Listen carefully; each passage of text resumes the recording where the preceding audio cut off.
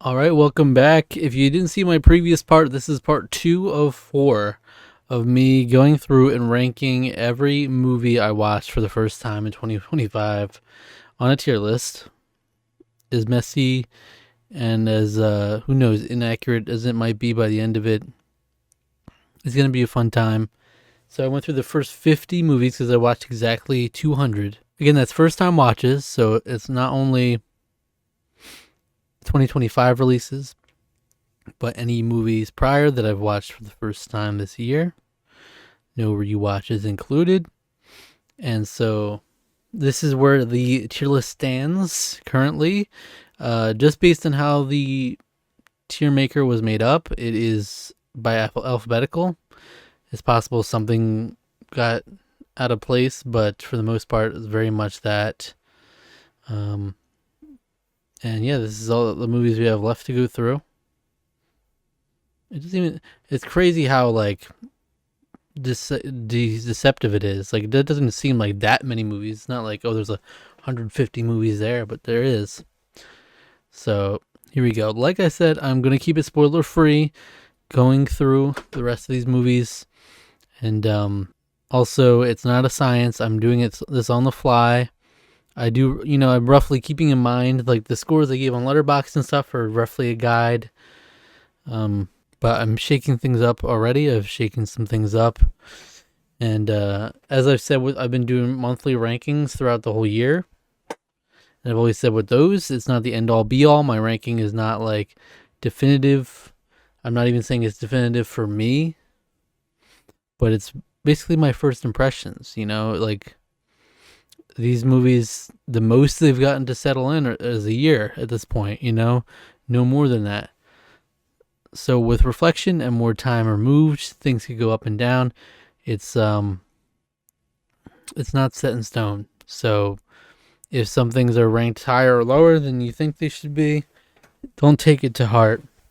It is, yes, at the same time it's my personal opinion, but it's also, so much uncertainty when you're breaking 200 movies. Like I was already struggling 10 movies into the tier list, 50 movies into the tier list, and I'm sure it'll only get harder from here. All right, but let's have some fun.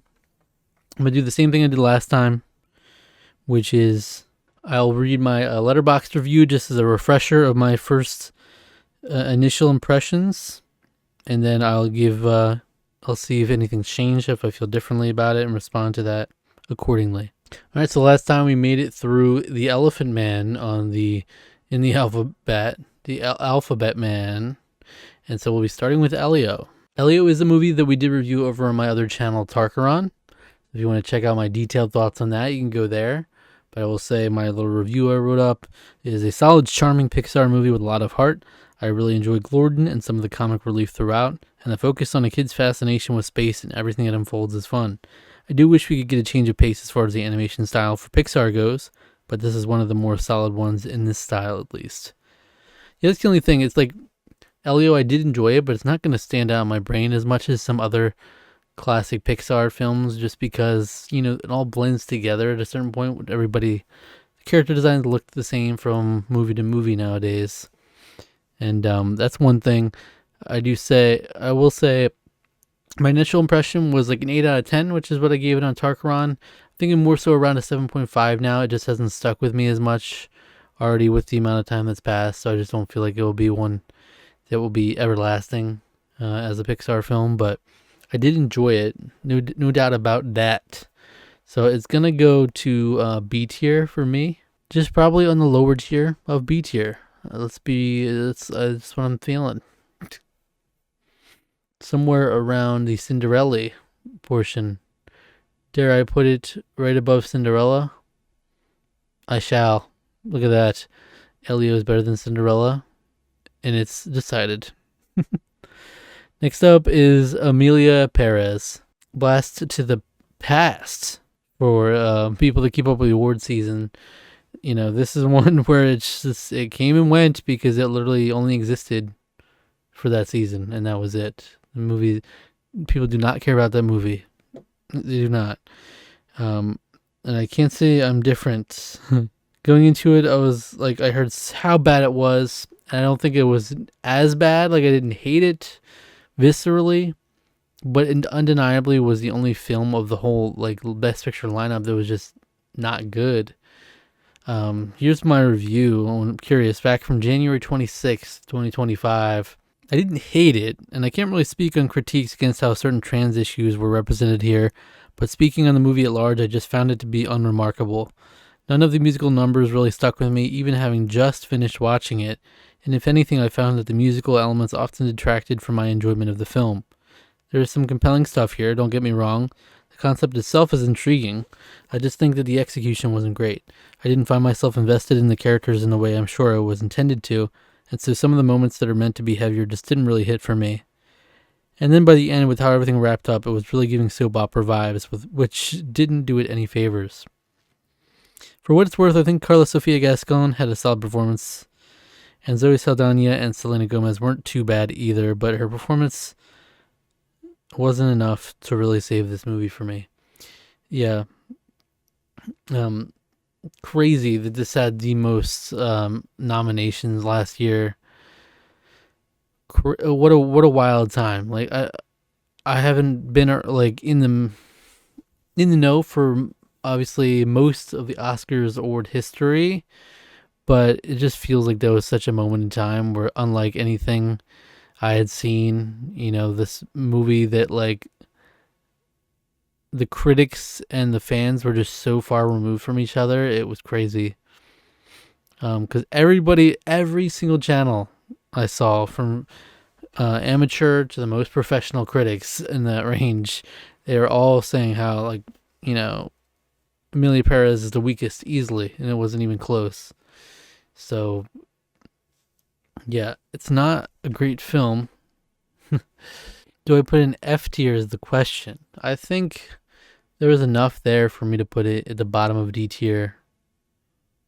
I just feel bad putting it right next to Captain America's shield. Yeah, I think that's fine for now. There's some redeeming qualities, but just ultimately, like I said, even the music, I didn't remember. None of it stuck with me when I first watched it a year later.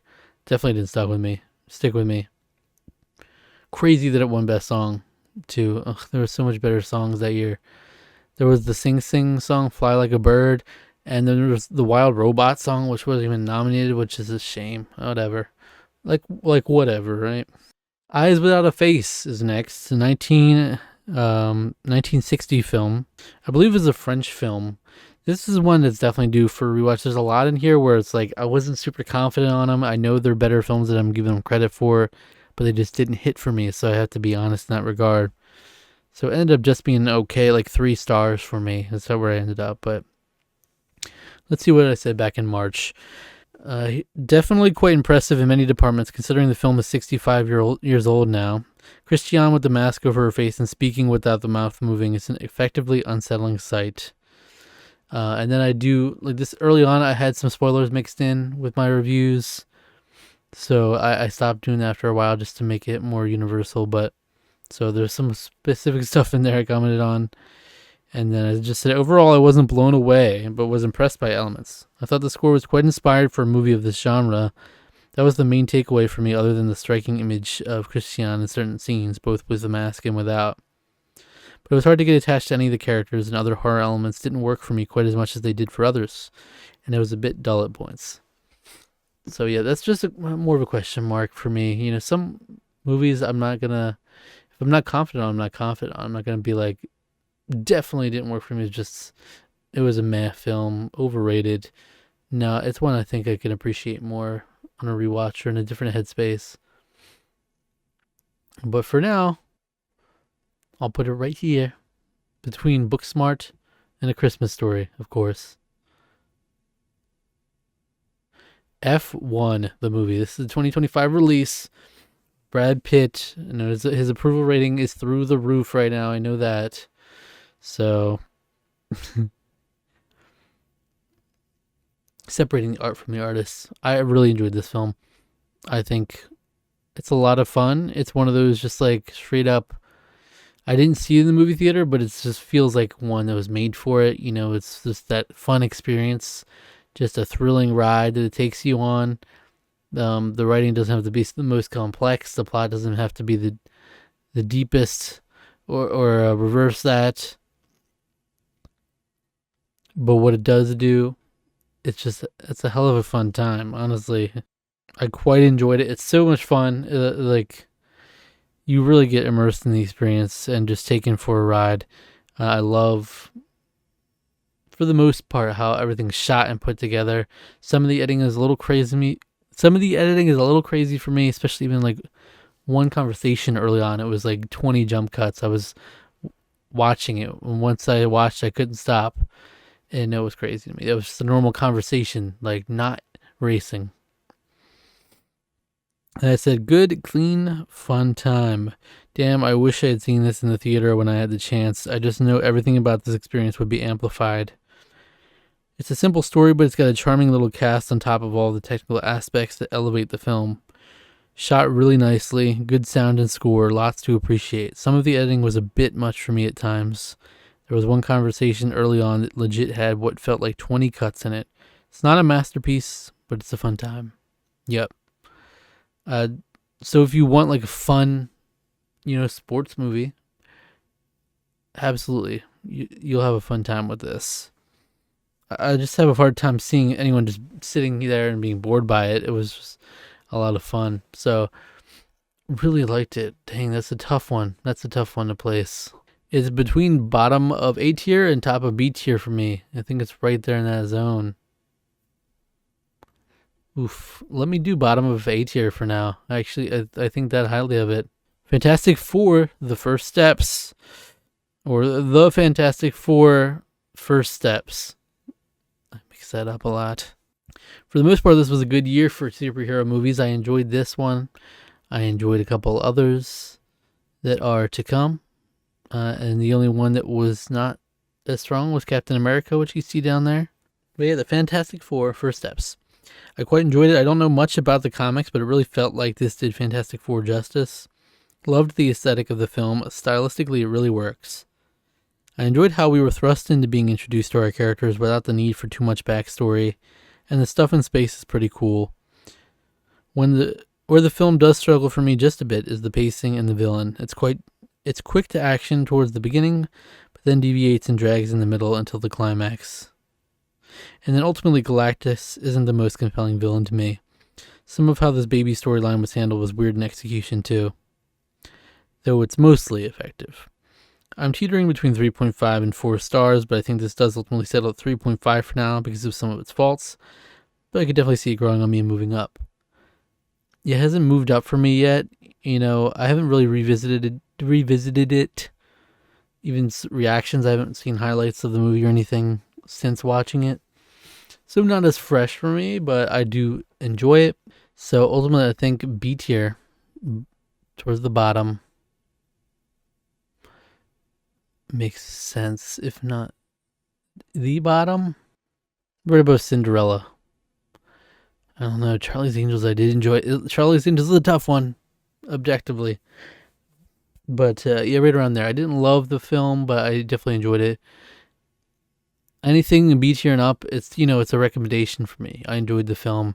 Even into C tier, there are good films in there that just like maybe I'm more unsure of, or have enough weaknesses for me to not be able to fully recommend.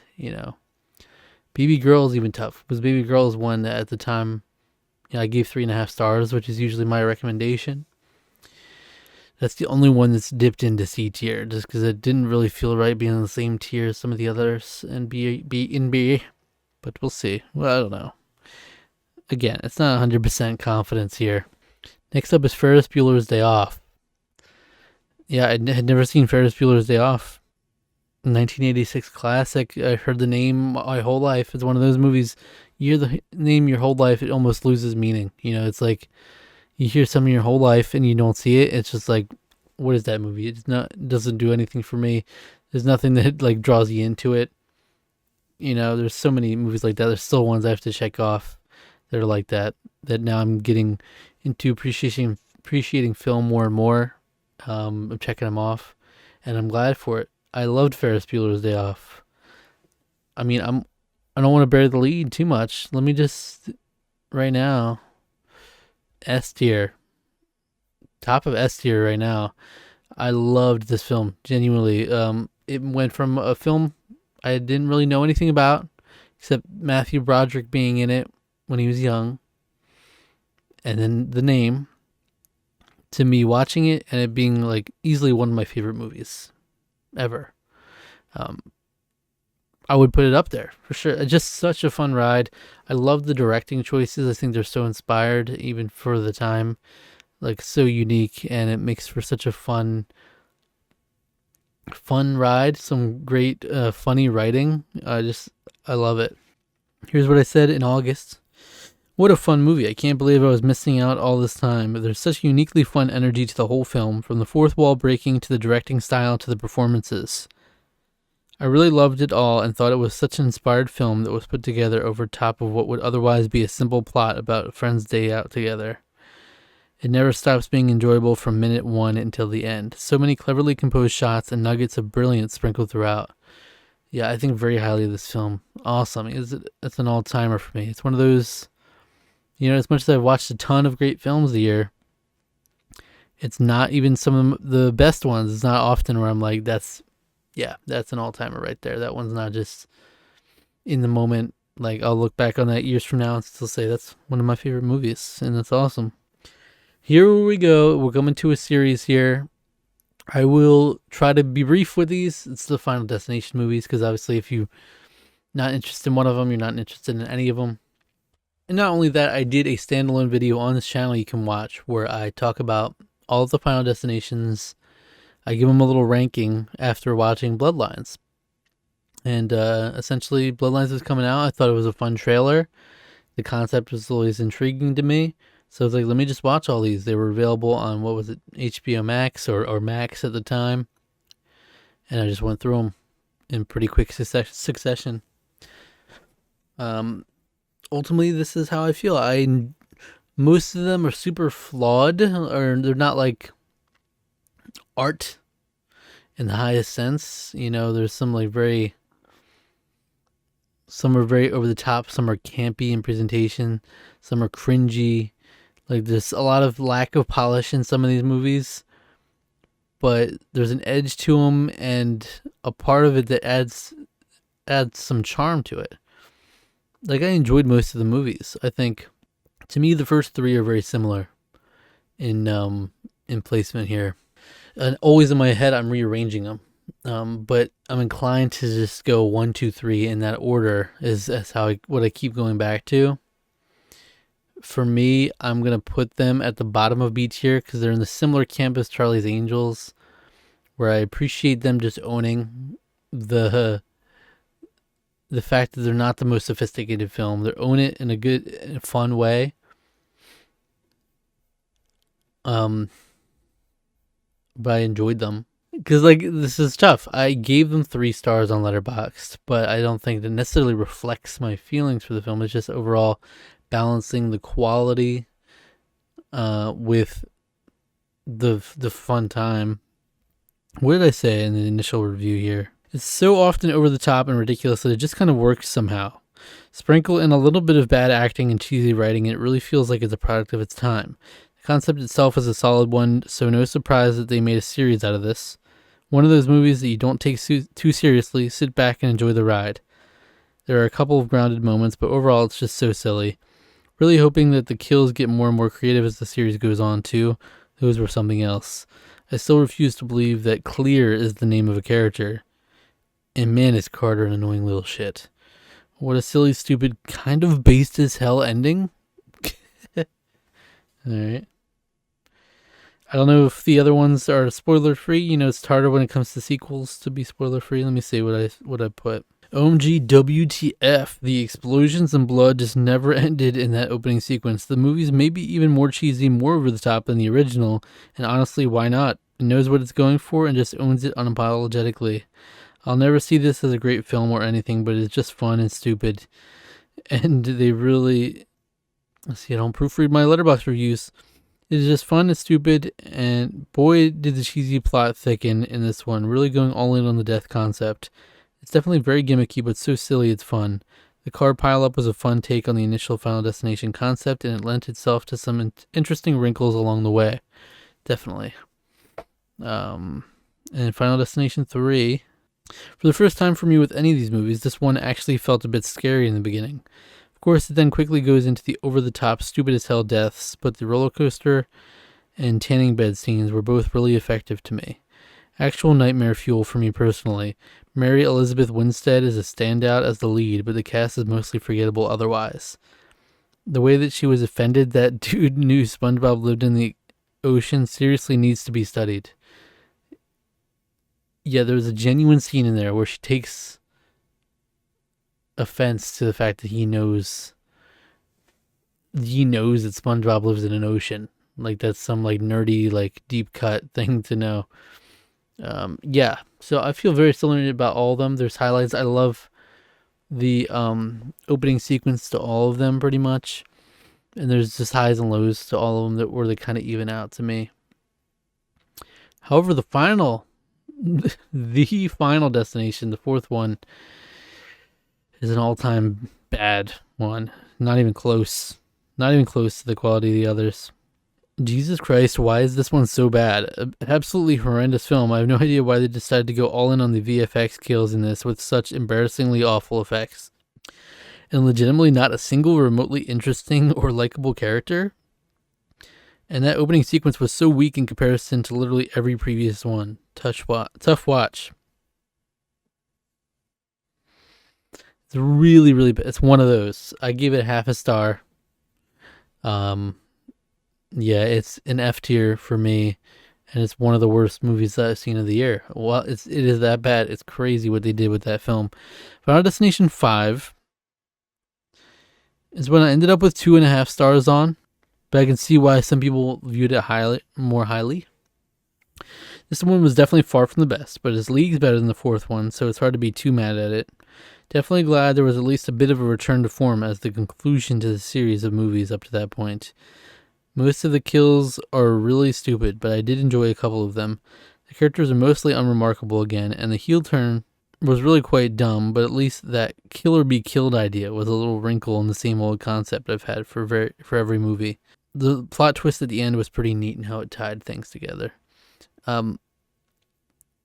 Yeah, so there's just like elements of this movie that are really strong, like some really, again, like most of the kills are really pretty bad in this, and there's just a couple good ones, and there's some things that work. I don't think the bridge is compelling at all, and in how it's done, like, or not very compelling. So it's, yeah, so like top of D tier type of situation for me, somewhere around there. It could be lower. Honestly, it's kind of forgettable. And lastly, Final Destination Bloodlines. I think the people, I'm just looked on Letterboxd, and some of the ones, the average score of all of them is 3.2. A lot of the people I review are 3.5 or lower. I think they're crazy. I think this film not only does it blow all the other Final Destinations out of the water, not only is it easily the best Final Destination, I think it takes the concept and makes a genuinely great film out of it. That's not just like, oh, it's a good Final Destination film. It's an objectively awesome film. And yeah, I think this deserves so much credit. I was blown away when I watched it. Honestly, I loved it. Damn, this shit was good. Legitimately blows all of the other entries out of the water. It gives you exactly what the franchise needs. Brutally awesome kills with the effects to back them up. The whole opening sequence of this one was done brilliantly, and I love how they put a twist on the rules here as well. Somehow more grounded and more next level at the same time. Yeah, that's the thing. There's an actually pretty decent plot here. There's an awesome opening sequence, which is really inspired, completely original, really fun, really engaging. And that was the biggest thing for me. Not only are they improving on aspects, but the technology is finally caught up to the concept, and they're able to make a great film where it doesn't every kill look super cringy and take you out of it, that kind of thing. So yeah, I think very highly of it. Now it's just a matter of how high, honestly. I put it at the top of A tier. I'm serious about this shit. I was thinking about S tier. For now, I'm going to stay in A tier. I loved it. I did. Next up is Flow. It's a great film, won Best Animated Feature last year, which is like, it's tough. At the time, I was like, it's a toss up between that and Wild Robot. I loved them both, so wouldn't be mad at either. And I wasn't mad at it. Plus, the fact it was this much smaller studio, an international film versus a huge studio with the Wild Robot. But I do think I enjoyed the Wild Robot more, and it's only grown on me since. With Flow, I did watch this year, and I really enjoyed it. And it's one of those, it's a rare film where it's such a universal language. There's no spoken word at all, and somehow it gives a compelling story.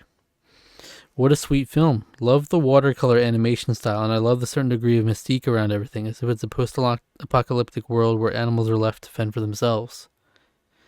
The film manages to get you fully invested in a group of animals without any dialogue whatsoever, and you really don't see that often. It translated a short film energy into a 90-minute film, and I was here for it. It's a great film. It deserves all the praise it got, absolutely. Tough one. It's going to be A tier, I think somewhere around the middle. Like almost exactly in the middle right now. I'm not sure, but that's a big recommendation.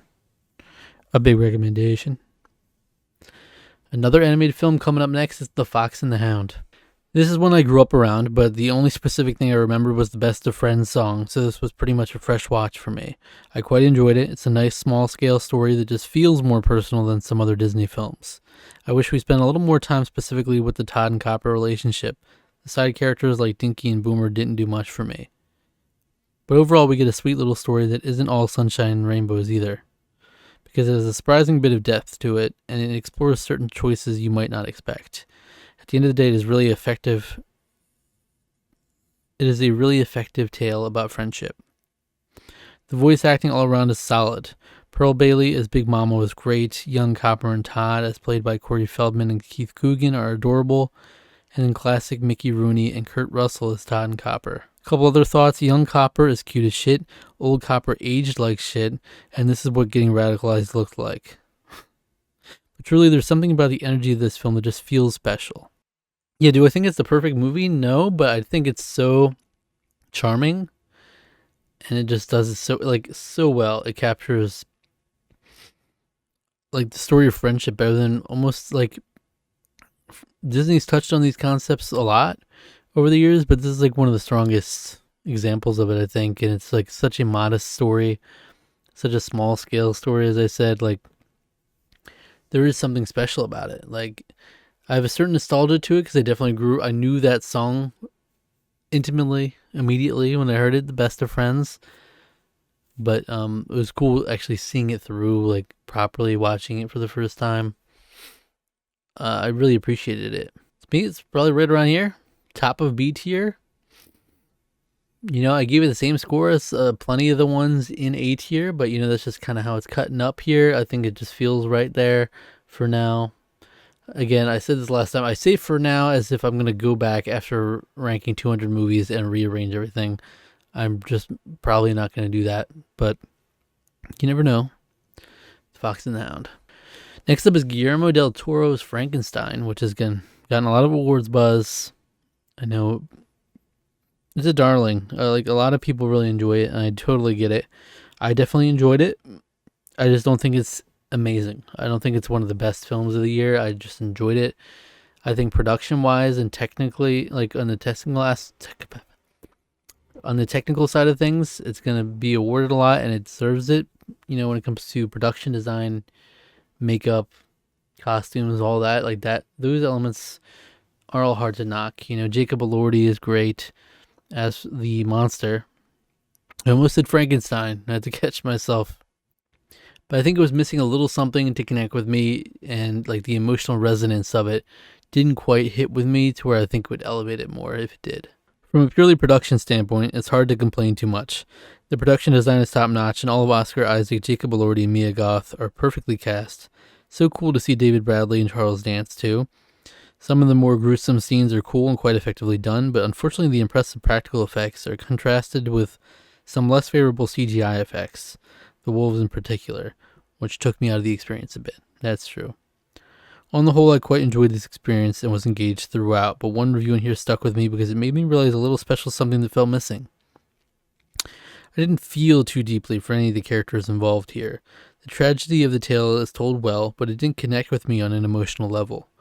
Overall, a pretty faithful homage to the classic story with a couple of nice changes. Yeah, so that's how I feel. I'm glad it's getting recognition, and it deserves recognition.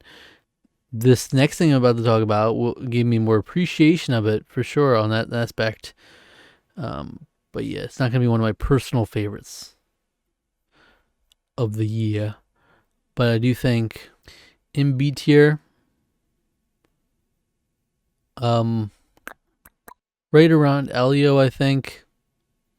I'll put it right below Elio for now. That seems like roughly the area. But yeah, the other thing I wanted to mention was Frankenstein: The Anatomy Lesson, which is a short little documentary feature on Netflix that when I watched it, I was like, man, this should be required for any new release, is to have a little documentary highlighting the behind the scenes of it. Like, I would eat it up for any movie, whether I like the movie or not. I just think it's so fascinating. Just imagine you could see a behind the scenes doc on any of these movies. Imagine how cool that would be. Like, I want to see the conviction behind the different decisions they make. So it's like, if you've seen the movie and you want to see more, it's only 45 minutes. So easily accessible on Netflix. And it gave me more an appreciation on the production side of things for that movie. I will, it's one of those things where I enjoyed it. I already have trouble placing documentaries, but this was even more on the shorter end of things. So it's hard to place. So maybe right around there. Maybe just the bottom of B tier. I think that's fine. I want to read the whole. I'm not going to read the whole review, but I do want to say I love that we got to hear from the more unsung heroes of the other filmmaking pillars that Guillermo drew attention to: costume design, production design, and hair and makeup. It was kind of cool how he framed it. We got to hear his perspective, and he also framed the different pillars that are like important to filmmaking, which are those I just listed, which is where this movie kind of shines. So, and it's directed quite well, honestly. Next up is Freakier Friday. I mean, just it's such a clash. It's like an opposite of what you come to expect from Frankenstein. You know, super artfully constructed film versus just a fun Disney legacy sequel. Legacy sequels do not have a good rap at all. But I'm not going to deny how I felt about this movie. When I was watching this movie in theaters with my girlfriend, I was smiling the entire time. I thought it was so fun. I thought there was genuinely like some fun characters in it. Like, usually, you know, it feels forced, these new characters being shoved into this legacy sequel. You're only really there for the originals. It lacks a bit of the charm, but it really worked for me. Maybe it's the fact that I haven't watched the original Freaky Friday in some years, like probably since I was young. So maybe that's like part of it. Like, stuff might be more clearly recycled than I know, but you could tell when they're making references to certain things, and it didn't take away from me. But let me read my review here. Wow, this was genuinely great. I sincerely had zero expectations for this. Generally, these nostalgia sequels decades later are purely referential with no substance, but this does a great job of standing on its own while also paying homage to the original. Jamie Lee Curtis is excellent here. She really elevates the movie. It's great to see Lindsay Lohan doing well and enjoying herself, and the new cast is solid as well.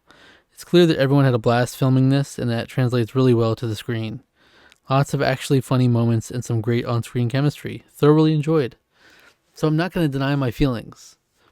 So while I'm not going to put it in A tier, I'm not going to put an S tier, anything crazy, I do think it needs to be like acknowledged. I don't think this is just a mediocre film. Of course, most people do feel that way, and that's fine. Just, I gotta listen to myself. You know, maybe it doesn't hold up as much on a rewatch, but yeah, there, give it to him. Right below Black Swan. I think I actually rated it higher than Black Swan, but I'm just giving the grace. The Black Swan's probably the better film, but shout out to that movie and Jamie Lee Curtis. Shout out to her.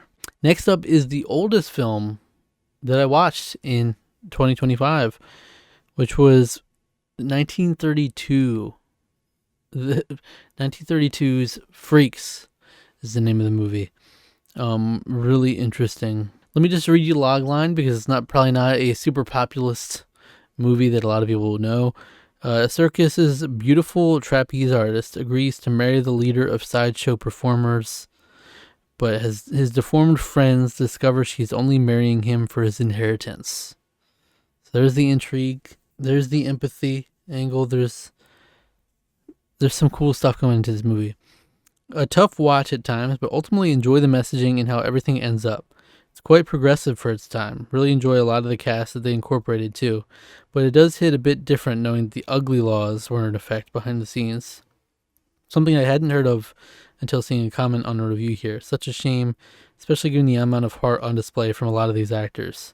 Still, as it stands, the film has a good message and exposes a side of society that was especially relevant then, but is always relevant in some shape or form. Yeah, I just really appreciate the messaging here, and it was cool seeing highlighted the different actors with different, deformities, the freaks as they're called. It's really cool to see them highlighted in this way, and especially for such an old film. I thought it handled it pretty well, considering that, So yeah, and then the ugly laws were something I didn't heard of before, but apparently it's something to do with you needed a separation on certain on sets and stuff. There was a separation between them and the rest of the cast or crew and things, just because I don't know, it's to be associated with them or whatever. It offends you to see them, whatever it may be, because they're ugly, kind of the opposite, the antithesis to this film. But I appreciated what the film did. Not every film from the 30s and the 40s you can easily pick up now and just take as they are, and I think this one you pretty much can. That it was it's a solid film. So I'm glad. I really want to dip my toes into more of these older films that I haven't seen.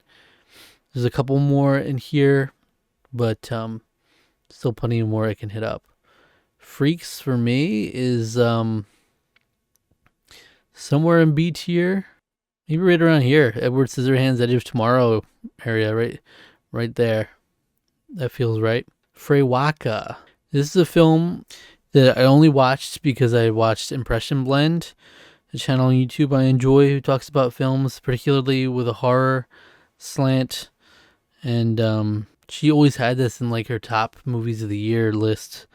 And so I watched it. Basically, I really haven't heard anybody else talk about it, so I just checked it out. It's a really creepy Irish folklore horror film. It does a great job at setting the atmosphere and slowly but surely sucking you in. For the most part, it felt pretty unique and set itself apart from a lot of other similar films. The pacing wasn't always exactly how I wanted it to be, but it is clearly intentionally a slow burn and is mostly effective as a result. Yeah, so I don't think this is one that's going to have a lasting impact on me. It's not one of my favorites of the year, but I did enjoy it for what it was. I think it was effective and creepy.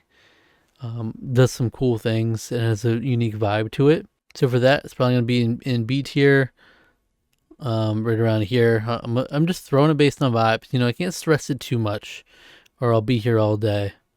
But right there between Fantastic Four and Cinderella, of course. Next up is The Friend. The Friend, which is a film with Naomi Watts and Bill Murray, which was cool. That's all I knew about it.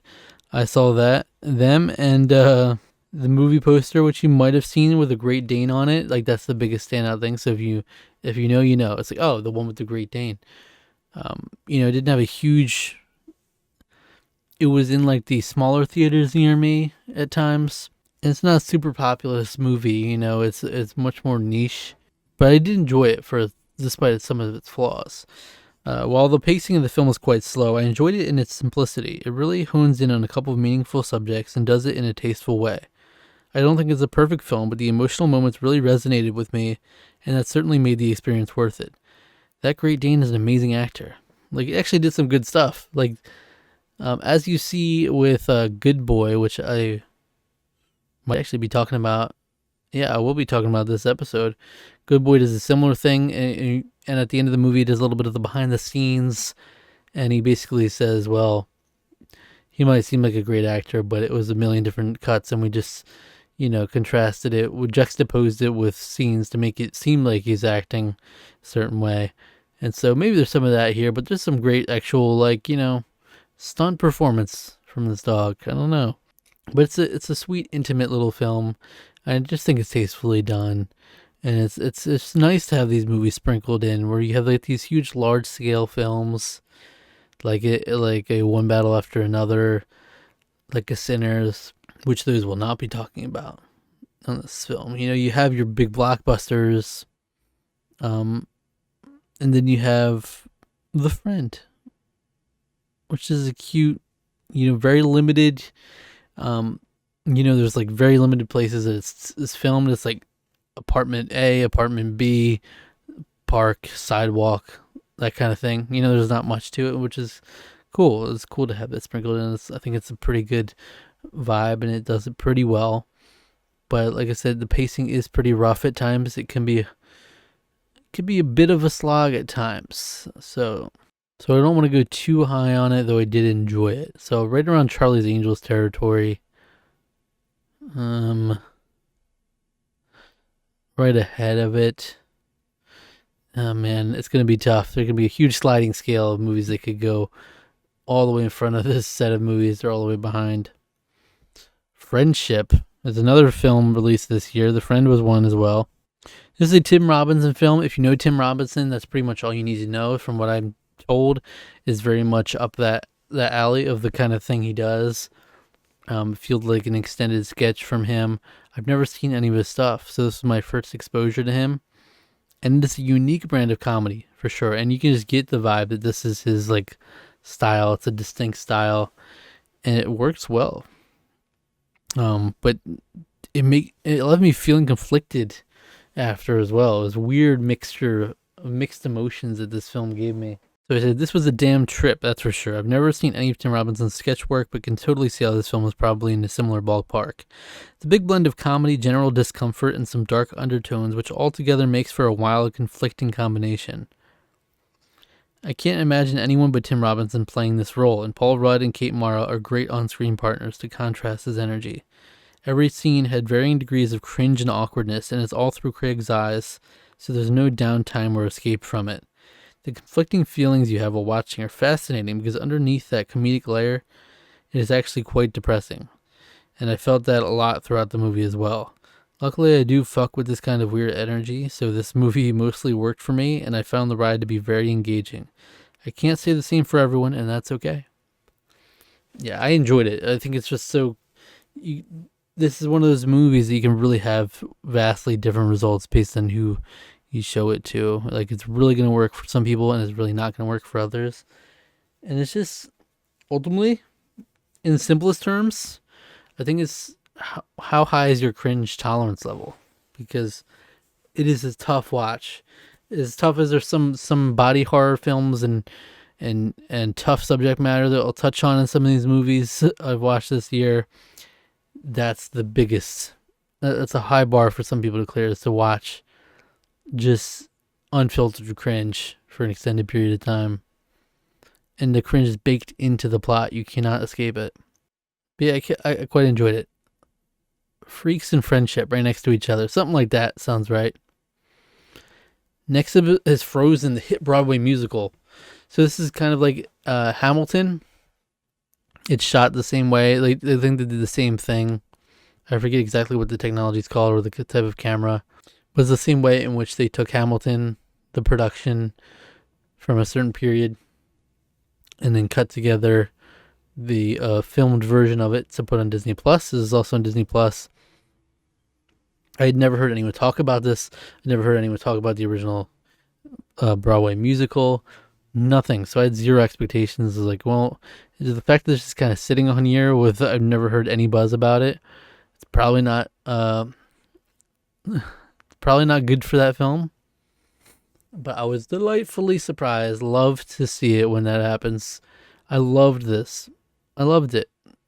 Again, it's really a film in the same sense that is Hamilton really a film compared to these. Now, it's very weird comparing because it almost feels like two different mediums smushed together, production, like Broadway, contrasted with actual films. But I cannot deny that I really enjoyed it. Legitimately an A tier type situation for me. Somewhere up there, pretty high. I had no idea what to expect from this, and I was really impressed. I was surprised at how well Frozen translated to a stage production, and they really did an incredible job at bringing it to life in this way. The cast is great, there's some really cool new added songs, and the visuals of the stage effects are awesome. The set design is fantastic. My biggest negative is Olaf. I can't get over how they did him, and just can't help but think there were much better ways to go about doing his character. Other than that, amazing production, some fantastic voices too. It just didn't work for me the way, like, they literally had a guy standing behind Olaf, with his hand in the mouth as like a shorter puppet and just kind of maneuvering him with his hand like this. But he was like doing the same expressions of the character, but all the other characters had to just look down at Olaf as if there wasn't a whole human being there. It just kind of took me out of it a bit. I know there's always an element of that with production. You know, like I went to see The Lion King on Broadway, which I loved. But there's obviously the element where it's like you've got huge giraffes that are made with different props and it's cool productions. It's like I'm not actually supposed to believe that's a giraffe, but it's just you can still marvel at it. Something like this, though, was less impressive and more just like, I feel like it could have been done differently. But that being said, I loved it. Next up is Good Boy. Good Boy. That's the one I referenced earlier, which is ultimately just okay. Just okay to me. Not even very high and okay. Watch this. Right next to Dogman. Right underneath Dogman. Good Boy. Sit. Overall, it's a pretty unremarkable film, though that post-credits BTS gave me more appreciation for it than I would have had otherwise. I don't think it was particularly scary, but it's at least a neat concept, and the small-scale family production is charming. I'm still impressed by Indy's performance, even if I might concede that he wasn't aware he was in a film. He's the star of the film. Indy is the star of the film. Like, top billing, no doubt about it. But the film overall isn't the most amazing to me. I just really appreciated the BTS stuff, and it gave me an elevated appreciation for it. And ironically, Indy, the name of the dog, playing in this like super indie film is just like, that's the charm right there. A goofy movie, Gorsh. Just so happens that after I watched the movie, I picked this up. I just had this near me. Look at this cute little a Goofy Movie notebook. Right? With little bookmarks of the different characters. It's a super fun, super charming film. It's only really gone up in my mind since I watched it. Damn, this movie just oozes that 90s vibe and charm. It's a sweet story centered on fatherhood that you wouldn't expect from a movie starring Goofy. And there's a couple fun side characters as well. A couple of the songs weren't my favorites, but for the most part they are great and match the vibe, and the movie does really feel like something special. Just a fun time all the way through with some sweet moments throughout. Yeah, Goofy Movie, hell yeah. All my homies love a Goofy Movie. I'm so glad I finally watched it. I've always loved Goofy as a character, and I just can now fully appreciate him. There you go, bottom of A tier. Something like that. The Greatest Night in Pop. This is a documentary all about how everything was put together and just the miraculous series of events that came together to form the We Are the World music video and everything that went into that production. Really cool, insightful. I enjoyed it. Not necessarily one of my favorite docs of the year, but still fun, and it's a concept I really resonate with. With music, We Are the World I've always loved, and just getting to know more of that and all the different iconic artists that played a part in that. If you're on the younger side, or if you don't know We Are the World, please go watch. You can just search it on YouTube, and then just a bunch of iconic artists coming together for for a big charity event, essentially, which was all just took place in a recording studio, and it gets into the minutia of like the different interpersonal conflict that went into that randomly of putting all these egos in one room. Really enjoyed this. Loved seeing how everything came together. Lionel Richie shows that he's a great storyteller, and so he was a great choice to drive the narrative. Makes sense that he was so pivotal in getting this thing to come together in 1985 too. Loved getting to hear from so many perspectives. The contemporary interviews are complemented so well by the footage of the actual recording, which I'm grateful that we have. This gave me even more of an appreciation for a song/video that I still often go back to. Makes me want to do a deep dive into more of these artists' discographies too. I feel like the pacing of the documentary was really good up until we got to the recording itself, and then it was drawn out just a little too much for me, but nothing major. Yeah, it's a solid documentary. Just fun to relive in that way and get into the nitty gritty of the drama and everything else. About that, right above Frey Waka. I enjoyed it. Next up is Gremlins, and we also have Gremlins 2, the new batch coming behind it. I did review these films over on Tarkaron. We both watched Gremlins for the first time. That's wild. Gremlins is a thing and a movie that I've known about my whole life. I've been around it. I've known of Gizmo.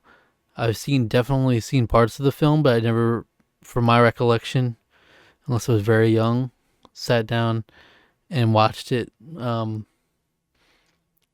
clean through with my full attention, and I finally did. And I quite enjoyed it. It's super charming. A charming blend of genres. You can tell why it was an instant classic. Practical effects like these are just so timeless, and Gizmo is iconic. Simply a fun time. And it's really that simple. Not much more to it. For me, it's tough. It's somewhere around bottom of A tier, top of B tier. So I'm just like conflicted on, do I think of it higher or lower than some of these? I think it's very close right here, but I think The Fox and the Hound just edges it out. On the other hand, Gremlins 2 isn't as good. It's definitely not nearly as solid, and it's got more of a chaotic energy, for better or for worse, but it doesn't have that same charming, the same charm that the original captured, kind of lightning in a bottle. While it doesn't capture the same magic as the first film when it comes to vibe, setting, and overall story, it is still a fun time. But you should know going into it that essentially it's just the chaotic bar scenes from the first film, but for the entire movie. Just a bunch of nonsensical shit happening at all times, but damn is the little walking/dancing Gizmo adorable. Some fun new Mogwai here, but Gizmo remains the top dog. He really does. So Gremlins 2, honestly, it's one I'm tempted, like, as much as I do, it would make sense bottom of B tier. I'm tempted to go top of C tier for this. Yeah, that fits to me. Hamnet. Hamnet is a great film. Super relevant in the awards buzz right now. Jesse Buckley, phenomenal. Beautiful. Heart-wrenching performance. Paul Mescal is great. Jacoby Jupe is great. Like, there's so many great, solid performances that this movie highlights and spotlights in a real way. Some awesome directing by Chloe Zhao, which is ever since I've been watching interviews with Chloe Zhao, and I'm really just fascinated by her. And I want to check out more of her work too, because it's directed really well. It's shot really well. The cinematography is beautiful. The composition of the shots is just super artfully, tastefully done. The whole film is just really done with such an intentionality that it's evident. A beautiful film. Loved how tastefully everything is woven together. The film was really bolstered by the strength of its performances. The range of Jessie Buckley's performance from start to finish really tells the story by itself. Paul Mescal is fantastic, as is Jacoby Jupe. Captivating and compelling throughout, feels very real and naturalistic. It's definitely one of my favorites of the year, no doubt about it. Really enjoyed the film. It's up there in A tier somewhere, honestly. So tough. I'm going to put it right there for now. So tough. Ugh. But I really enjoyed it, and I was just blown away by Jessie Buckley. Like, I'd never really seen her or anything, and I went from that to being a huge fan, and I'm excited to see what she does next, which is actually specifically The Bride, coming out not too long from now. So I don't really have super high expectations for that, but I'm still fascinated to see what she does next, which is that. The Handmaiden, an all-timer. Let's not even mess around. It's an S tier film. It's right up there. Honestly, I loved this film. Reviewed this in Tarkron as well for a monthly movie night. I picked it. I watched it earlier this year and watched it again for that review. It's just a fantastic piece of art. I think like the story keeps you guessing. It keeps adding a new layer to it that subverts your expectation. It's really cool. The writing is super clever, shot beautifully, and I love the messaging of the film. I think it's incredibly strong, and the performances are super strong to carry this film as well. Having not known what this film was about going in, I was delightfully surprised. It was like 3 films in one, incredibly creative how it weaved everything in as it continued to redefine what was actually going on. It never ceased to surprise me and impress me throughout. Everything was wonderfully shot, and some strong performances really sold everything at every angle. Such a treat. Yeah, this was a film that was a 9.5 for me. It's undeniable. It's a force. It's directed by Park Chan-wook, which is why I really want to see his new film. No other choice. I've heard good things, and I would love to see it. So that's high on my list for as soon as I'm able to. I'm going to see that. Next up is Happy Gilmore 2. Which is not the highest. I would put top of D tier maybe. I could see it being a C tier. It's one of those films where it's like I don't have high expectations of it quality wise. It's not going to be a piece of the most highbrow art. It is about what you'd expect. You know, stupid shenanigans, legacy sequel of that ilk. Happy Gilmore is a classic of this kind of comedy, but ultimately, what we're like, there's some really fun moments of this movie, but where it kind of falls flat is that it's just like cameo after cameo. It's shamelessly, it's just tons of celebrity cameos, and that consumes the whole movie. It's not really too much of substance. First of all, crazy that the original came out this year. The year I was born, and now we are getting a sequel my whole lifetime later. Look, it's hard to be mad at the movie, and I'm not going to be. Even in the original, the humor was stupid and absurd, but so I wasn't expecting anything more than that here either. For what it's worth, though, this movie is somehow even more absurd, and the humor here just wasn't as effective, though there were quite a couple of moments that got a good laugh out of me.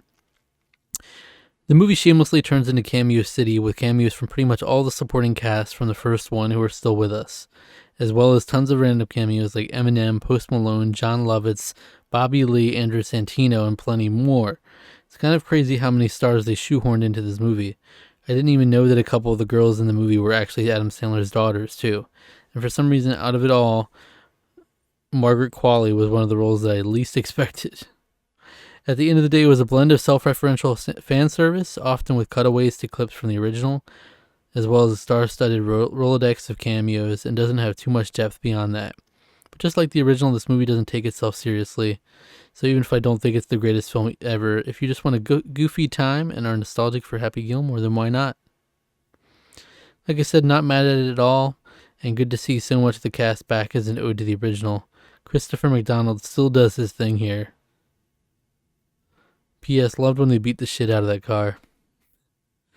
Yeah, so it's like everything. It's hard to weigh everything. Like I could even it out at a C tier, but as a film overall, it just feels kind of cheaper with the fact that it's just celebrity cameo after celebrity cameo. So I'm fine with it being a D tier for now. Hard Eyes. Hard Eyes is one that came out earlier this year that I had ended up watching on streaming just because it was on my big list. It was a random one that I decided to watch. It also happened to be in October, so it lined up with the aesthetic that I was going for and the vibe. And here's what I'll say. Why did I genuinely quite enjoy this? Maybe it's because I haven't watched the Scream movies, so the self-aware shtick hasn't worn off for me, but I generally liked that style. The rom-com mixed with horror was a fun combo, and I thought Olivia Holt's performance was pretty charming when thrown into that blend. I love how it never took itself seriously, and it makes that apparent from the jump. It's far from the perfect piece of cinema, of course. Here or there, the writing didn't really work for me, and it was starting to lose me a bit towards the end, but it generally was effective at doing what it was trying to do, and it mostly worked for me, cheesy and stupid in all the best ways. Yes, there's two sides to the coin. You got Happy Gilmore, where it's like self-aware to an extent, but doesn't hit the same. But then you have a Charlie's Angels, you have Hard Eyes, you have Final Destination movies that are kind of more up my alley in how they embrace it and appreciate it. Hard Eyes is one that it's much more divisive than some of those other ones, but for me it just worked. But objectively, it's probably going to be towards the bottom of B tier. I'll put it right around that tier of the self-aware, flawed darlings of mine. Charlie's Angels, Hard Eyes, and the Final Destination movies right around there. Next up is Hedda, a movie that I think ultimately evens out to being just an okay movie, despite its potential to be something more. We made it right around here in the C tier. Look, it's probably going to be skewed towards the top, I imagine, because I just watched a lot of really good movies. But, this is the average. C is the average, so just keep that in mind with it being lower than a lot of things. Tessa Thompson is the highlight there.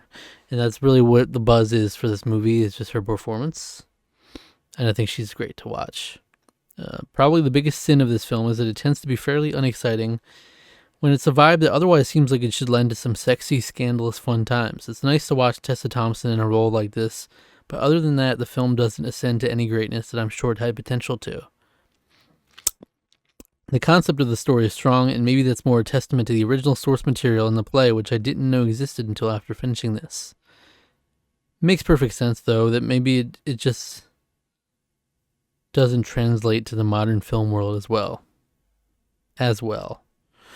Love the conniving, scandalous tone of this film, but I just wished I liked it more. Yeah, that's really what it is. I think it had potential to be something really great. It wasn't really great to me, but I could see something there, so that's why I'm thinking maybe just the original source material was solid in that way, so they had a good framework. But Tessa Thompson was a great choice to lead the film. Just, yeah. Next up is the Honey combo. We got Honey coming up first. Let's talk about Honey. Honey is a another flawed darling, where it just does just become okay to me. I don't think it's a great film, but Jessica Alba is just so charming in it. Really, I didn't know much about the film, but I heard it was about some sort of professional dancer. My girlfriend's a professional dancer, so there's some synergy there. And Jessica Alba. Let's see what's up. I haven't seen her like in much as a lead role, so I was intrigued. But yeah, I love the vibe and the general soundtrack. Jessica Alba is just charming, and Mekhi Phifer really is here too, and brings a good energy to the movie. A wholesome story, but overall the film wasn't too much to write home about. Some of the directing wasn't the strongest, and some of the acting is a little cheesy. Pretty by the numbers, but I enjoyed the vibe. Ultimately, that's it's another movie I'm not mad at all. I'm not going to sit here and hate on the movie. I don't think it's perfect, but it was a fun vibe. I'm not going to deny that. I liked it, and Jessica Alba was just fun. It was fun to watch. So, somewhere in C tier, not too high, but maybe right around Hedda, kind of the antithesis of Hedda. Hedda super artsy, and very polished in certain ways, just not as exciting. Honey is all vibe, pretty much. But next up, Honey, don't, absolutely do not engage. Do not engage with this film. Womp womp. Honey, please don't. God, this movie sucked. How's it? I'm just like, wow, this seems too high. There's just that many bad movies. Honey, don't is my advice anytime someone asks me, should I see Honey, don't? I don't know. The title is just so silly. Honey, don't! ! Why did I watch this film? Well, I was watching a ton of 2025 releases anyway. And it was directed by a Coen brother. What could go wrong? And it's starring Margaret Qualley, and it's got Aubrey Plaza. that's a combination I needed to see. Um, that was it. That was why. But man, these brothers, like when you split up the brothers, the track record is not there. You split up the Coen brothers, you get something like this. You split up the Russo. No, you didn't split up the Russo. You split up the Russo brothers from the Marvel movies. We got the Electric State. The Safdie brothers. One made a really good movie. The other movie I haven't seen but haven't heard as good things. Anyway, it's just funny. There's a lot of different brothers and duos. Honey, don't. Here's my review right after watching it. I actually couldn't tell you what the point of this movie was, in a little sad face. Basically watched it for Aubrey Plaza and Margaret Qualley, but it certainly left a lot to be desired. Every Chris Evans scene really served only one purpose. Hard to derive any real meaning from it. Legitimately, I didn't even sell it hard enough in that little review. It was a movie genuinely I could not, right after watching the movie, I couldn't have told you what happened.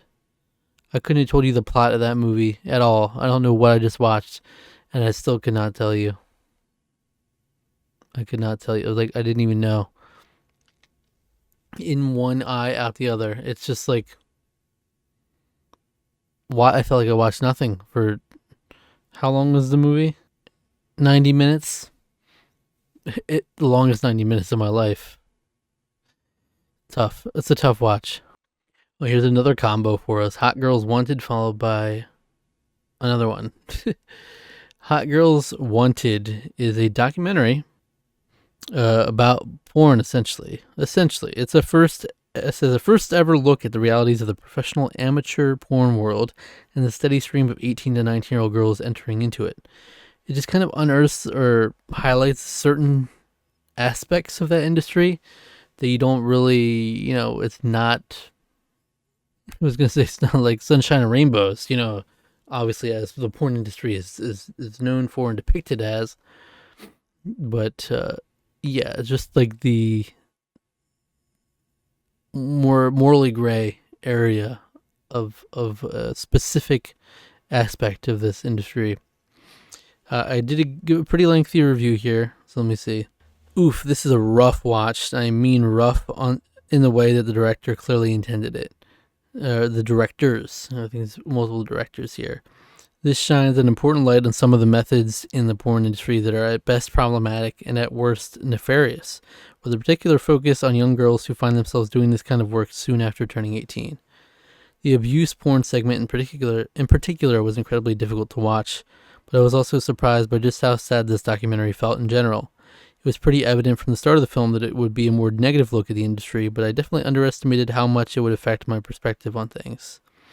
As much as I do support the sex worker community and women's rights to do what they want with their lives and bodies in general, it is so difficult to reckon that with the clearly gross aspects of the industry that are on display here, and this film doesn't really even crack the surface in that regard. With that being said, I find this pretty difficult to recommend. The perspective is an important one to shed light on, but I don't think the documentary itself did anything groundbreaking enough to offset how frankly unenjoyable it was to watch at times. But I appreciate what it was trying to do. Yeah, it's one of those where it's hard to reckon, where it's like a difficult, not good vibes movie, or documentary to watch. So, and it's already a concept that's not like necessarily appealing for people to watch a documentary about. And then you take a darker tone to it. It's not ideal. And I don't think everything's edited perfectly. It's not, again, like I said, it wasn't groundbreaking, but it's decent. So it's tough. Probably is going to round out to somewhere in the C tier for me then. I'll put it above Crocodile Hunter. Like, it does some important things, but as a film, it's a hard recommendation. Again, that's the thing with C tier. It's not necessarily movies I didn't enjoy. It's just like there are enough things to weigh it down to where it's hard to have too much higher. Next up is How to Have Sex. I know you've all Googled it, so you might have seen this film pop up. How to Have Sex is just literally one. Sometimes on Letterboxd, I'll see someone had it on a list or they watched it or whatever, and without even looking into it, I'm just like, okay, I'm just intrigued. I'll add it to the watch list, and if it comes up, it comes up. And this is one of those. where the name of the film is not reflective of the film at all. You would never guess what the film was about going into it. At first, I thought it was kind of maybe like a documentary type situation. I don't know why. Like, what's it going to be, an instructional documentary on how to have sex? I don't know, but the title is just striking. I guess that's the reason it pulls you in, because it's like, what is going on here? But yeah, I'll say it's brutal. It's a tough watch. One of those kind of like trigger warning type movies. Like, you can't really just go in if you have certain things that are tough to watch for you when it comes to sex and in that realm. An absolutely brutal watch. I had no idea where the film was meant to go or anything, so in the first half I was just struggling to find enjoyment in the senseless nonstop partying. But once it sets in what this film is going for, it is a really rough watch for a very different reason. Mia McKenna Bruce does a great job at carrying that uncomfortable feeling throughout the film and really making the viewers feel for her on a different level. I have a hard time balancing that with the fact that most of the film's characters are generally quite uninteresting, and the fact that the first half of the film was just kind of a lot of partying, and then that never really stopped for the duration of the film. It adds a darker undertone to the whole environment, which is certainly effective, but there's ultimately not much else going on in the film, and I wish we got a more satisfying resolution, or at least this guy got some damn comeuppance. Skye is truly one of the most unlikable characters I've ever endured in film, truly the pinnacle of being a bad friend. So with all that being said, Mia's performance and the tone that it set for the second half is certainly what will resonate with me as I look back on this film, but I wasn't wildly impressed by much else. Because, yeah, this is where it's tough again. It's probably another C-tier film, but it's like, there's certain things that I really think deserve acknowledgement, and it's her performance in particular is so, it's impactful. I think it's really well done.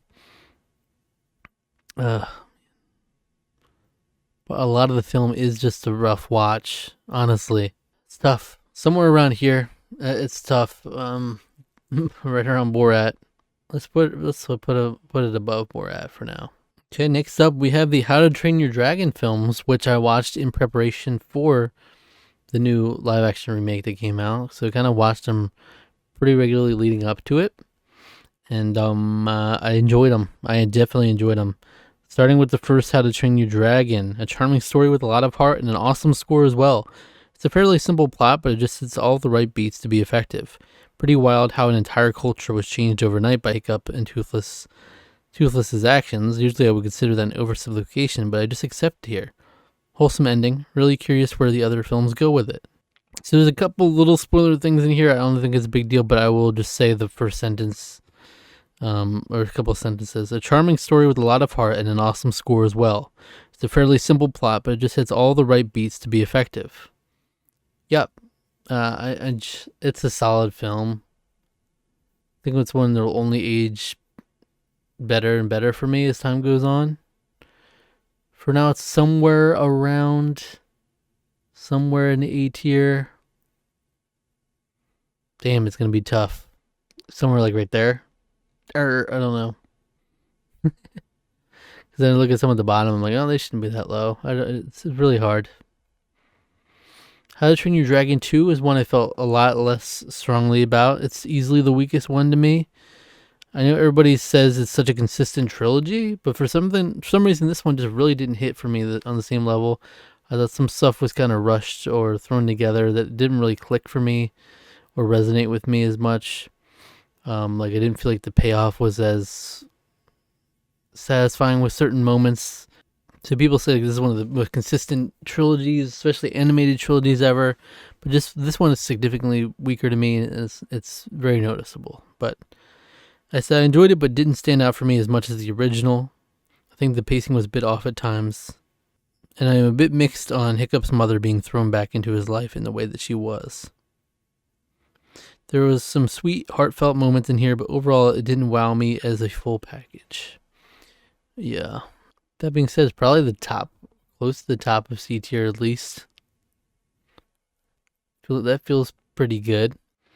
And here's something. Consider it a hot take, whatever. How to Train Your Dragon: The Hidden World. The naming conventions do bother me. I wish we'd have some consistency. How to Train Your Dragon, How to Train Your Dragon 2, and then How to Train Your Dragon The Hidden World. It's just does not roll off the tongue. But I loved it. I love this film. It's my favorite of the films. It really is. Like, boom, I might even do something like that. I could even see it going way higher, honestly. I'm kind of quelling my... I kind of need to lower this. God forbid I change something on the fly. I could see it going higher than this. But I felt very passionately. It's just fantastic. I was surprised to find that this might be my favorite of the trilogy.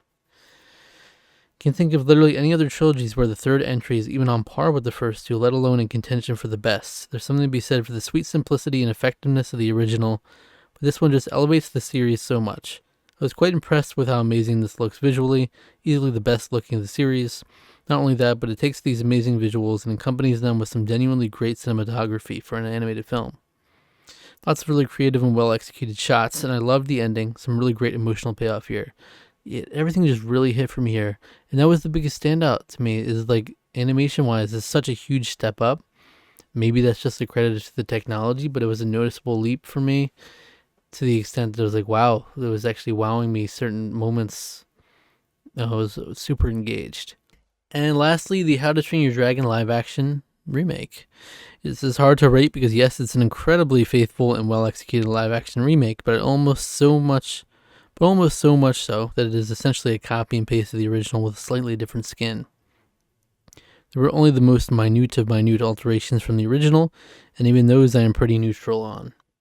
So all in all, it's a sweet film with some beautiful music in the same way that the original is, so it's hard to knock it too much on a substantive level, but even so, it still begs the question of why that comes with all of these live action remakes.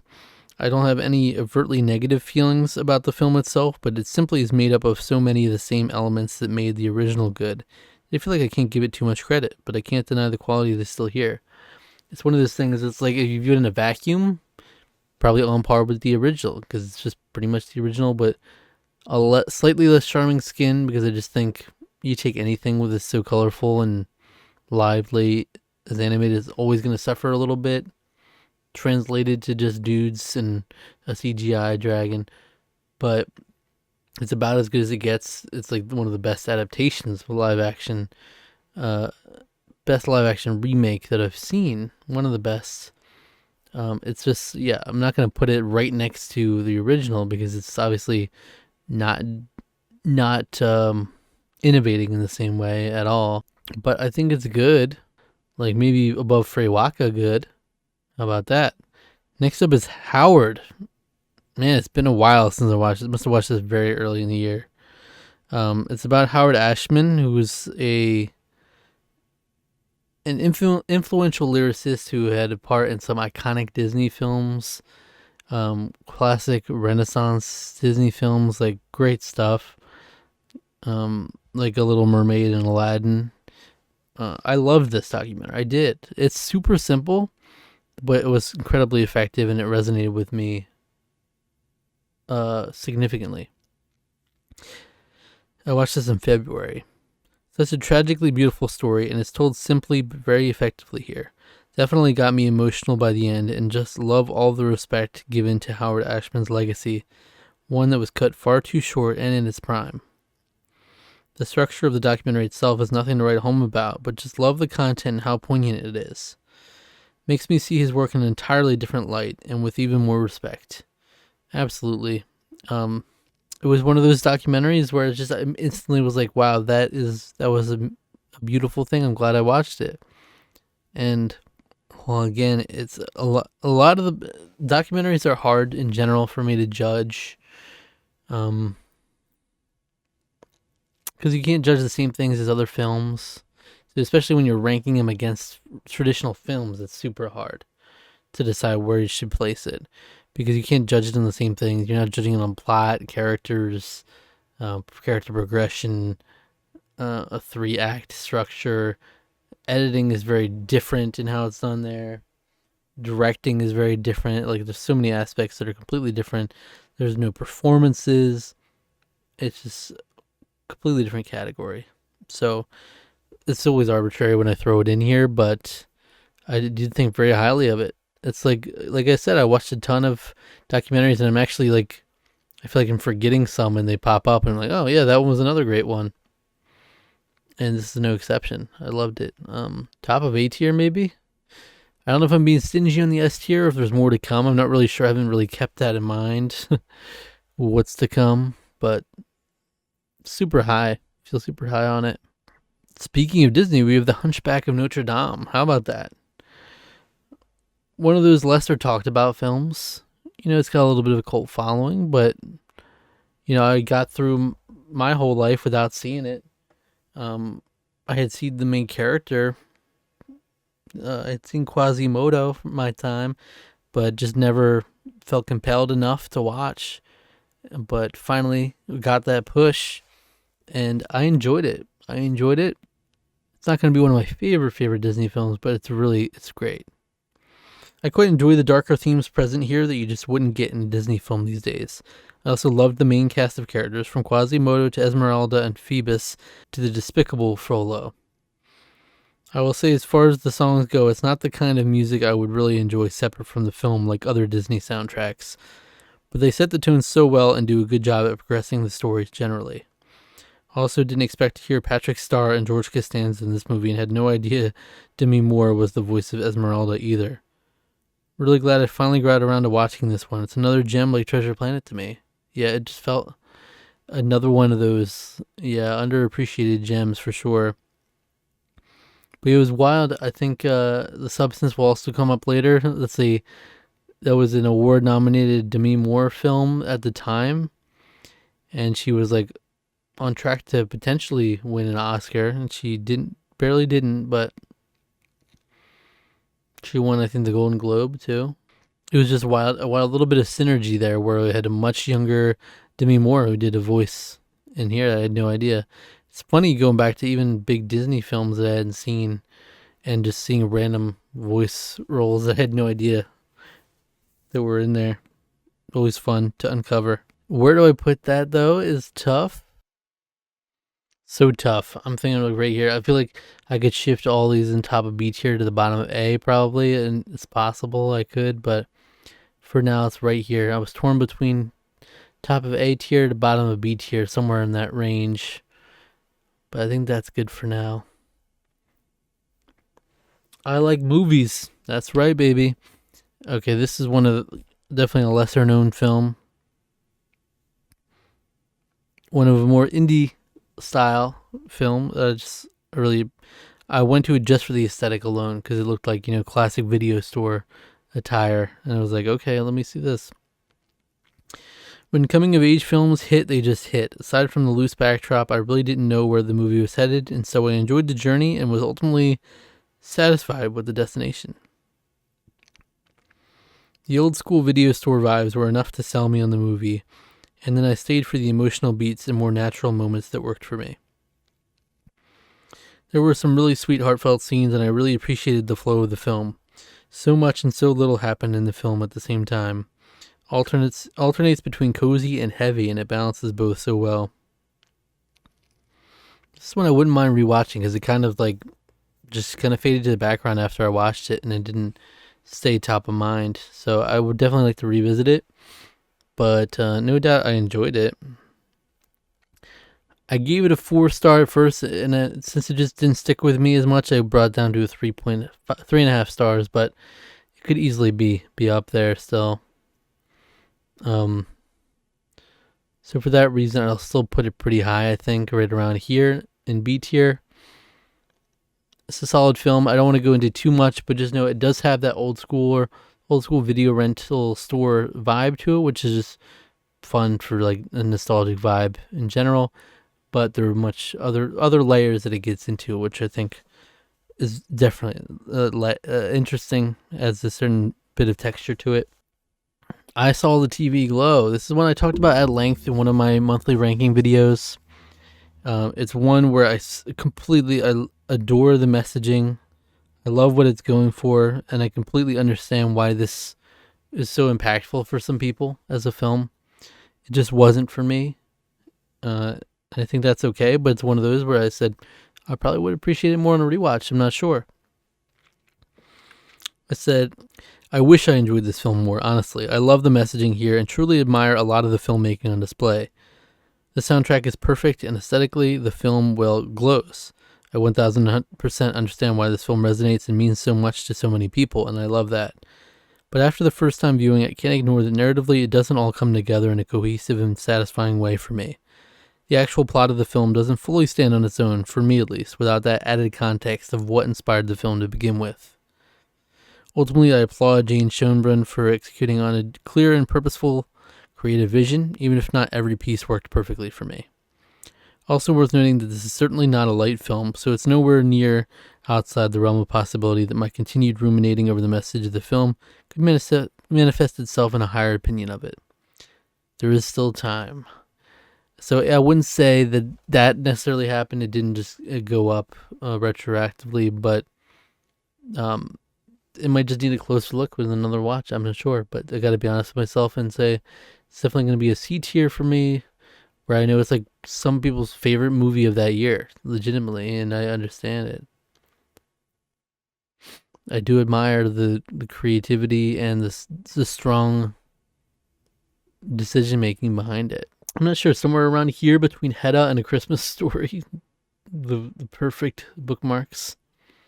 We're getting down to it. The last 6 films here of this video. I'm Still Here. Fernanda Torres, I mentioned briefly at some point tonight, and she's amazing here. A really important and powerful film, and Fernanda Torres delivers a great performance to accompany it. As a film for my enjoyment, it doesn't quite hit the level of some of my favorites of the year, but I absolutely applaud it. It does a great job of providing a human perspective of an issue in Brazil that I knew far too little about.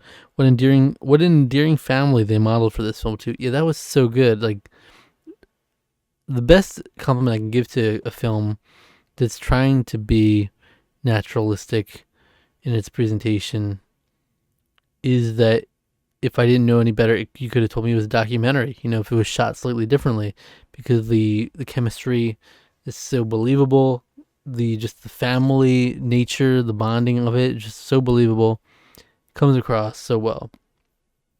And when I said it's not one of my favorites of the year, I was really referencing last year too, like of 2024, the previous year at the time. Because now even more movies have come, so it's kind of even gotten swept away even more so back in February here. But I just think it's on par with some of these others in A tier, like Conclave, Brutalist. So it'll be somewhere around here. I'll say bottom of A tier. It's a great film. It's an important film. In Your Dreams is next. In Your Dreams, buddy. This is honestly a pretty cool concept for a kid's movie, but the movie itself is nothing to write home about. Overall, it's just too juvenile for me, which obviously didn't help, but I was not a fan of the animation style to begin with, and while the movie did grow on me just a little bit, it didn't all come together in anything more than an unremarkable way. The story overall is pretty wholesome, but it's funny that the core of the premise rests on a struggling marriage that really just feels like a super well-adjusted couple whose issues are definitely not worth altering your own reality over. But I get that the very thought of a divorce can be earth-shattering for a young child, so I'm not actually docking the film much for this, just a funny observation. So the film essentially feels like it bounces back and forth between decently neat ideas and then borderline kids animation slop, so that equates to a pretty mediocre movie that likely won't be too memorable. Yeah, I didn't like this at all. I didn't understand. I was blown away that this was even in contention, like, briefly, as like maybe this will be in the Oscar 5 for Best Animated Feature.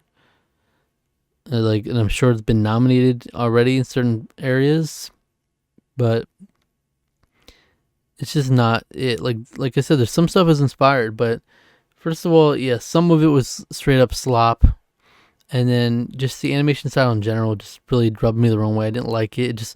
It felt almost like an AI animation style. I know it wasn't AI, but just gave that vibe to it, which I didn't like, just the look of it. So for me, it's not very good. It's a D tier type moment. I think very low, like right around there. Man, we have some heavy hitters coming up.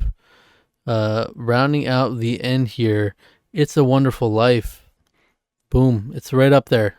It's one or two, three at lowest in this tier list so far. Loved it. It's a film I watched for the first time earlier this year, and then I did rewatch it, and it's only gone up every time I've seen it. I've watched plenty of reactions since, so each time I see more of it, it just reaffirms in my mind this is an all-timer, and I totally get why it's a classic. And yeah, the only thing holding it back are those little things like Jimmy Stewart being a 38-year-old man and it's supposed to be an 18-year-old with no change in appearance whatsoever. That kind of stuff is funny, the old-timey flaws of it. But other than that, it's a near perfect film, Christmas film. It's just the vibe. It's absolutely the vibe. It's an amazing message, super powerful, moving, awesome. I'm glad I finally got to watch this film for myself. I knew the every time a bell rings an angel gets its wings line, and literally nothing else going into this. Absolutely love the messaging here, and I'd be lying if I said it didn't bring some tears to my eyes by the end. I thought some of it was a little bit slow at times, but that last act really makes up for it and gives the film way more meaning than I expected. Having always heard this touted as a classic Christmas movie, I was surprised to see that much of the film does not revolve around Christmas, but that just makes the final act all the better for it. It was quite funny coming to terms with 37-year-old Jimmy Stewart playing an 18-year-old kid and then aging 20 years without showing it. That's the hardest thing to look past. But at the same time, it didn't really detract from the ride for me all that much. It's a lovely, charming film, and it's definitely one I will continue to think about. And that was just my initial reaction. And I've only gone up on it. Like, the flaws have kind of ironed out. I don't really care about them as much. And the brilliance just continues to shine through. Jaws. Boop, I hate to shake the rankings up here, but yeah, it might never move from that spot. Jaws might be my favorite movie I've watched this year, period. I instantly love the movie. It's again one of those classic films you hear about, like a Ferris Bueller. To whereas Jaws, I know the theme, I know the aesthetic, I know what it's about. I've heard it touted. I know it's in the cultural zeitgeist, film history, all of that. But I just never had taken the time to actually watch it. And so I finally did, and it just everything clicks. It's like, okay, it wasn't just all hype. Because there's always this feeling when you hear a name of a movie so much, all your life, how good it is, that you're going to go into it and be like, okay, well, I get why you said that, but it just didn't work for me. And this is one of those beautiful times where just not the case. It fired on all cylinders. It worked for me in every way. It was one of the best directed films I've ever seen. Some brilliant directing at play. And it's just, I'm amazed by this film. I think it's an awesome film. One of my favorite, just like Ferris Bueller's Day Off. And of course, It's a Wonderful Life, which followed after. It's one of those that feels like it instantly became one of my favorite movies all time. All timer, straight up. Like, top 10 movies, Jaws is in there. No question. Awesome film. Let me see what I said initially. An incredible film that really lives up to its reputation. Expertly showcases how to build supreme tension, and damn, is it effectively terrifying in all the right ways. I love the practical effects. I don't care what anyone says. This film would not work with a CGI shark. Some really brilliant work here, with of course an iconic score to complement everything as well. Can't give this film enough praise. Yeah, the score is so good. And it's like underappreciated now because like if someone were to watch Jaws for the first time, you just don't get that appreciation because you've heard that score, you've heard those notes back and forth over and over again. So it's just like you're numb to it to a certain degree, but it really is brilliant if you take the time to appreciate it. But yeah, that's a rare 5-star I gave them Letterboxd. I give them so sparingly. Some of my favorite films I have 4.5 stars. Ferris Bueller's Day Off, which I just talked about so much, I have it 4.5 stars, and that's at number 3 right now. That's how high the bar is.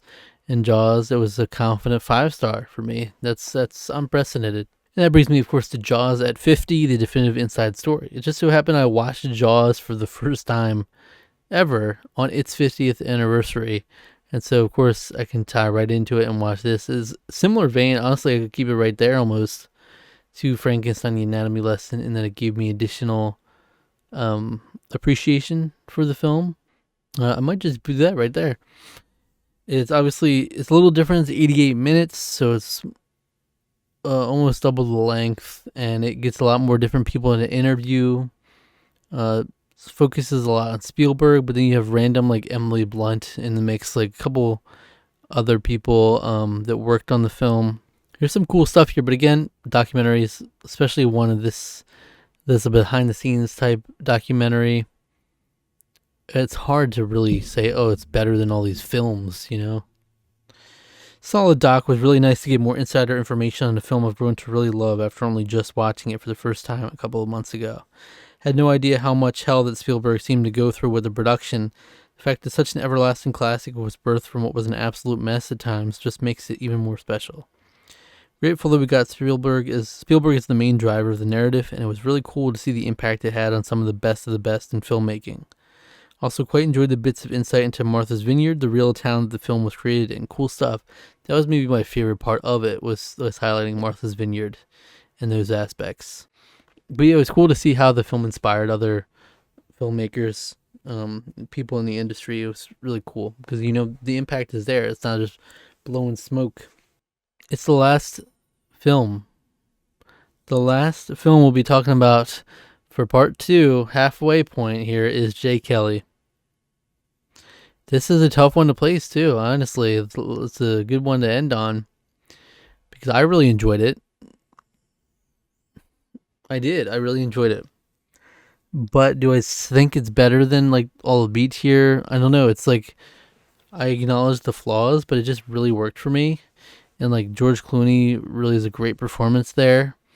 I get why it didn't end up taking off in the way people thought in the award season.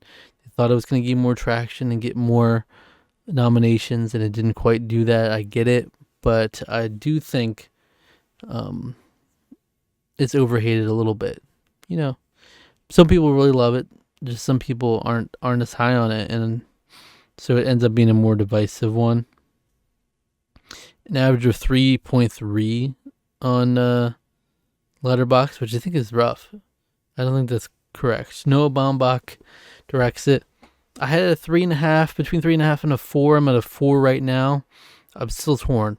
It's not perfect, but I quite enjoyed this film. Just a little more depth and a more satisfying ending, and then we have a truly brilliant film on our hands. But as it stands, I really appreciate the message and overall thrust of the film. I was totally engaged from start to finish and really enjoyed the bigger picture they were emphasizing here. The performances from both George Clooney and Adam Sandler were really a treat. I just loved watching them whenever they were on screen. Side note, there were certain scenes sprinkled in here that are very similar to some from A Big, Bold, Beautiful Journey earlier this year, except significantly more effective. If you know, you know. Yeah, that's one I put previously top of F tier right now. Yeah, there are some like that are much more effective here. Yeah, this is a tough one. It's B tier at the very least. Dare I say top of B tier? I'll go with that for now because I'm not sure if I fully want to commit. It's on the cusp, you know.